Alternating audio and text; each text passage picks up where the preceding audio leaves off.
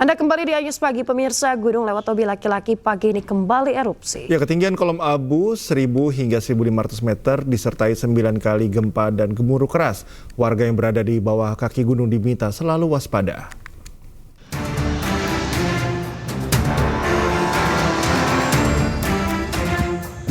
Erupsi terjadi terus-menerus disertai suara gemuruh berkekuatan lemah hingga sedang.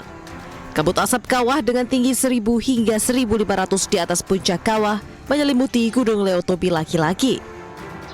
Masyarakat di sekitar Gunung Lewotobi laki-laki diminta untuk tidak melakukan aktivitas apapun dalam radius 7 km dari pusat erupsi Gunung Lewotobi laki-laki. Masyarakat juga diminta untuk waspada terhadap potensi banjir lahar hujan pada sungai-sungai yang berhulu di puncak gunung. Jika terjadi hujan dengan intensitas tinggi, terutama di daerah Duli Pali, Padang Pasir, Nobo, Klatanlo, Hokeng Jaya, Boru, dan Nawakote. Hingga saat ini Gunung Lewotobi masih terus mengalami erupsi disertai gemuruh dengan status gunung di level 4 atau awas. Dari Flores Timur, Joni Nura, iNews melaporkan. Tim SAR gabungan akhirnya menemukan jasad sopir yang menjadi salah satu korban hilang pasca tanah longsor di sepanjang jalan Sambahe menuju Brastagi di Deli Serdang, Sumatera Utara. Total 10 korban meninggal dunia telah ditemukan.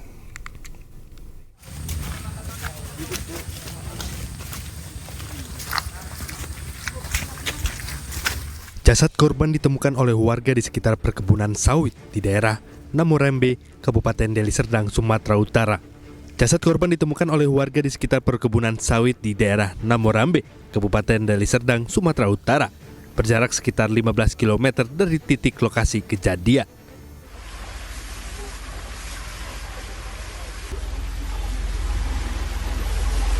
Sebelumnya tim SAR gabungan fokus melakukan pencarian di sekitar lokasi longsor Sambahe. Namun setelah mendapatkan informasi adanya temuan jenazah, tim bersama keluarga korban langsung menuju lokasi dan memastikan identitas korban. Selanjutnya pukul 16.30 waktu Indonesia Barat, korban langsung dievakuasi ke RS Adamalik, Medan dan diserahkan kepada pihak keluarga. Dengan ditemukannya korban, maka total keseluruhan korban dari tanah longsor Jalan Lintas Sambahe menuju Brastagi berjumlah 10 orang dan luka-luka sebanyak 23 orang.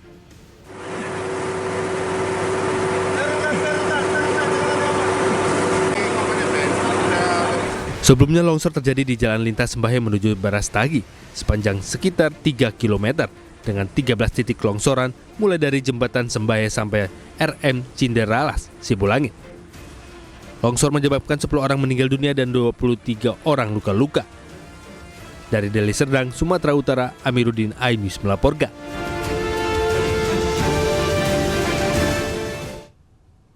Pemirsa, hujan deras di Blitar, Jawa Timur mengakibatkan puluhan rumah terendam banjir. Banjir juga mengakibatkan makam umum longsor dan jenazah terbawa banjir.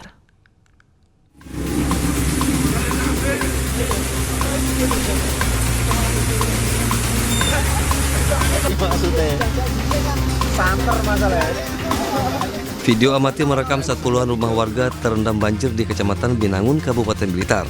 Para warga terpaksa keluar rumah untuk mencari tempat yang lebih aman.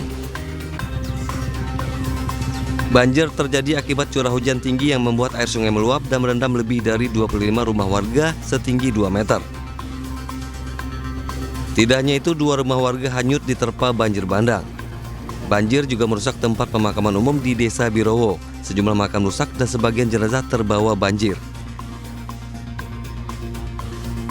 Kemarin tepatnya sore itu hujan deras sekitar jam 3 dan titik banjirnya itu dimulai maghrib, habis maghrib jam 6, dan banjir bandang itu terjadi sekitar pukul 7 malam.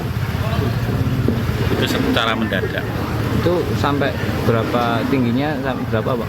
Tingginya bervariasi, jadi di sini yang kita ini ada 2 meter ini. Yang sebelahnya radius 200 itu 1 meter. Petugas BPBD Kabupaten Blitar masih mendata korban yang terdampak banjir. Mereka menyarankan kepada warga yang tinggal di area dekat sungai untuk mengungsi terlebih dahulu. Dari Blitar, Jawa Timur, Robi Ridwan, iNews melaporkan.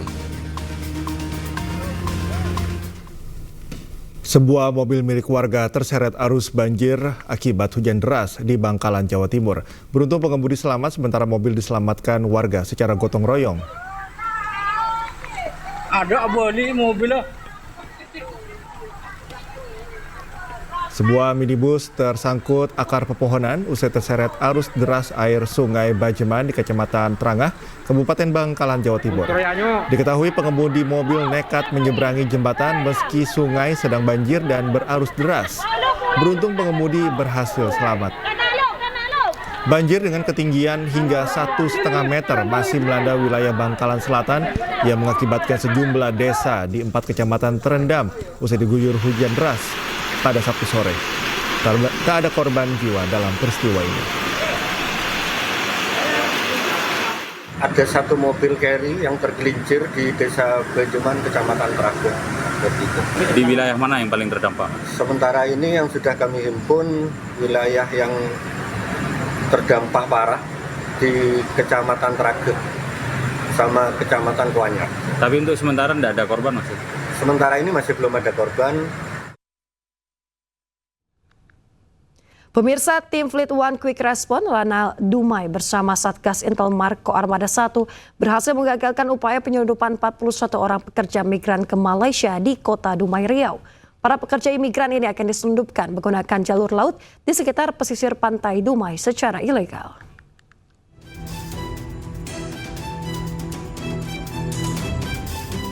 Empat 41 orang pekerja migran di mana 17 orang calon pekerja migran Indonesia dan 24 orang pekerja migran asal Bangladesh berhasil digerebek oleh tim Satgas gabungan dari F1 QR Lanal Dumai bersama Intelmar Koarmada 1 di lokasi persembunyiannya di perkebunan sawit di pesisir pantai Pelintung, Kota Dumai, Riau.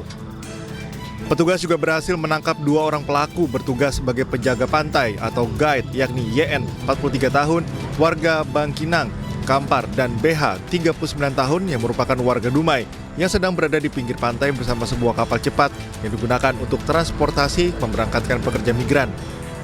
Tim Satgas Gabungan Lanal Dumai ini melakukan penyisiran ke dalam perkebunan sawit di sekitar pesisir pantai Pelintung untuk mencari para PMI dan WNA yang bersembunyi. Para PMI dan WNA ini tak bisa berbuat apa-apa karena lokasi perkebunan sudah dikepung termasuk jalur pantai yang sudah disekat petugas agar tak ada satupun dari mereka yang dapat melarikan diri. Para pekerja migran ini rencananya akan diselundupkan ke negara Malaysia menggunakan jalur laut di sekitar pesisir pantai Dumai secara ilegal. Dari pengakuan pekerja migran, setiap satu orang harus membayar uang kepada pelaku berkisar mulai dari 10 hingga 15 juta rupiah dengan tujuan akhir Malaysia. Pada satu berhasil menggagalkan pemberangkatan 17 orang calon pekerja migran Indonesia PMI dan 24 orang WNA asal Bangladesh dengan menggunakan sarana laut menuju ke Malaysia, serta menangkap 2 orang yang diduga pelaku tindak pidana penyelundupan. Inisialnya YN 43 tahun dan BH 39 tahun. Selanjutnya, para PMI dan WNA ini diamankan ke Mako Lanal Dumai untuk dilakukan pengecekan kesehatan, sedangkan 2 pelaku TPPO diserahkan ke Polres Dumai untuk diproses hukum lebih lanjut. Dari Dumai, Riau, Dedy Iswandi, iNews melaporkan.